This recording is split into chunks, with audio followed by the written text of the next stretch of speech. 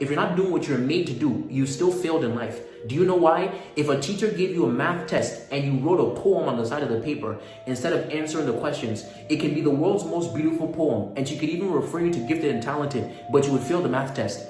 Because even though you did something wonderful, you didn't do what the teacher assigned you to do.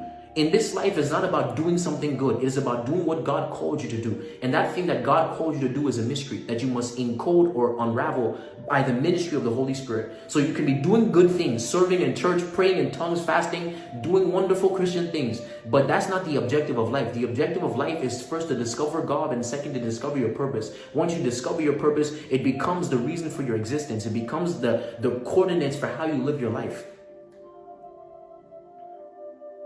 And so God had to educate them on their own destiny. It almost doesn't sound like it makes sense.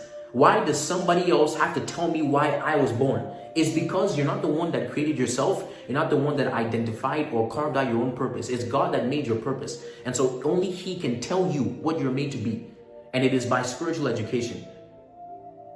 Now, spiritual education is defined, or I defined it, as the process of increasing or augmenting in the knowledge of the ways of God, 1, 2, walking in those ways, and then in the process of walking in those ways, you discover your own identity as defined by God. Again, spiritual education is the